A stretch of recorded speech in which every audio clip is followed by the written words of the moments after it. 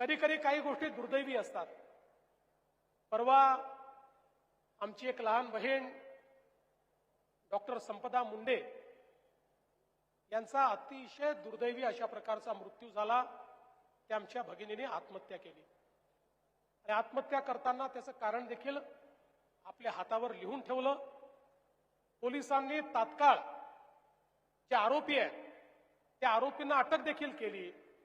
त्यातलं जवळपास सगळं सत्य हे बाहेर येत आहे आणि कुठल्याही परिस्थितीत आमच्या या लहान भगिनीला न्याय दिल्याशिवाय आम्ही स्वस्थ बसणार नाही, हा देखील निर्णय आम्ही घेतला।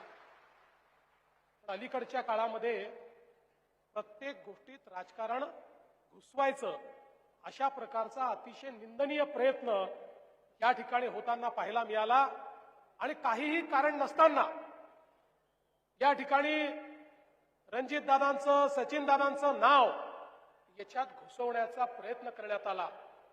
या महाराष्ट्राला देवाभाऊ माहिती आहे, एवढीशी जरी शंका असती प्रोग्राम रद्द करून या ठिकाणी आलो नसतो।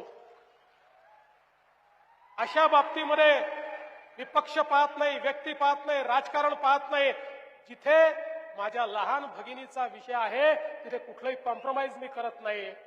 पण त्याच वेळी अशा प्रकारे जसं सचिन दादांनी मगाशी सांगितलं, प्रेताच्या टाळूवरचं लोणी खाण्याचं राजकारण कोणी करत असेल आणि प्रत्येक गोष्टीत केवळ राजकीय भूमिका ही घेण्याचा प्रयत्न कोणी करत असेल तर तेही सहन करणाऱ्यांपैकी मी नाही, त्याला उत्तर देणाऱ्यांपैकी मी आहे, हे देखील या ठिकाणी समजून घेतलं पाहिजे।